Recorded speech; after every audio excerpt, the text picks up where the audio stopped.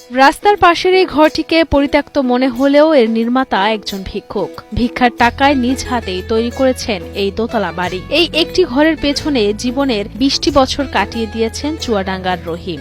এই বাড়িটা করেছে নিজে হাতে হাতে করেছে, নিজেই সিমেন্ট আনে, নিজেই বাড়ি নিয়ে আনে, নিজেই একা একা করেছে।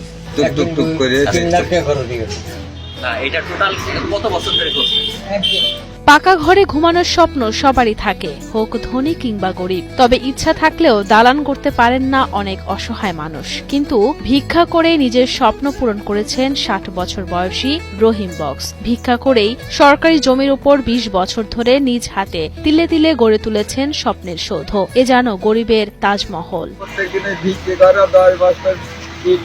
আর ওই গাছে 2 কেজি 3 কেজি সিমেন্ট নিয়ে আসে, আর গাতে গাতে গাতে গাতে গাতে এত দূর বাইরের উপর জেদ করে এবং বলে আমার আর কেউই নেই, আমি একাই। শৌখিন ভিখারি রহিম তার ভবনের থাকার ঘরের মেঝেও দেয়ালে বসিয়েছেন টাইলস। একটি কক্ষের চারিদিকে কাচ দিয়ে তৈরি করেছেন শোকেস। সেই শোকেসে রাখা আছে ভিক্ষা করা লুঙ্গি, গামছা সহ বিভিন্ন উপকরণ। দোতলাতেও রয়েছে আরো 2টি কক্ষ।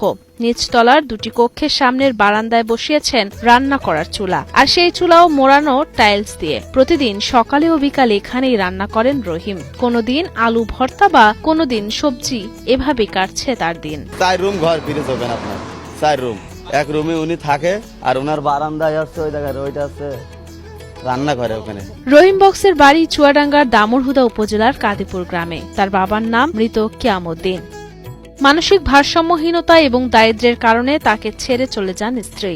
রহিম বক্স মনস্থির করেন একটি পাকা বাড়ি নির্মাণের। 2000 সাল থেকে একটু একটু করে শুরু করেন বাড়ি বানানোর কাজ।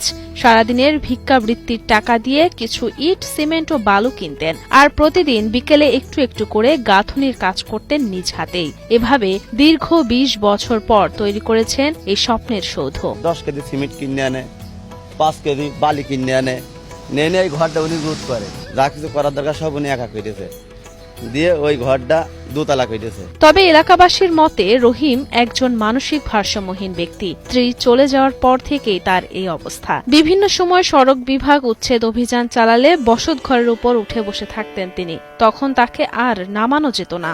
ওর সংসার ছিল আগের থেকে, তার বউ বাচ্চা, একটা বাচ্চা আছে, বউটা তার মারা গিয়েছে। সে আস্তে আস্তে এইভাবে সে একটু ম্যাড মতন হয়ে গেছে আর কি। উনি আগে মাছ ধরত। বারবার উচ্ছেদ অভিযান পরিচালনা করলেও প্রাণহানি এড়াতে ঘর ভাঙা থেকে বিরত থেকেছে সড়ক বিভাগ, বলছিলেন হাওলি ইউনিয়নের ভারপ্রাপ্ত চেয়ারম্যান নিজামউদ্দিন। ওর কথা হইলে আমি এখানে থাকবো, কেউ কিছু করার নেই। এখন এই মানবিক কারণে হয়তো কেউই ওর বলে না। তাছাড়া মাঝে মধ্যে যে উচ্ছেদ অভিযান হয়, ওর ঘরটা কিন্তু অক্ষত। এলাকার মানুষও চান ভিক্ষুক রহিম বক্সের ঘরটি যেন না ভাঙা হয়। প্রয়াত স্ত্রীর স্মৃতি নিয়ে এখানেই বাকি জীবন কাটাতে চান।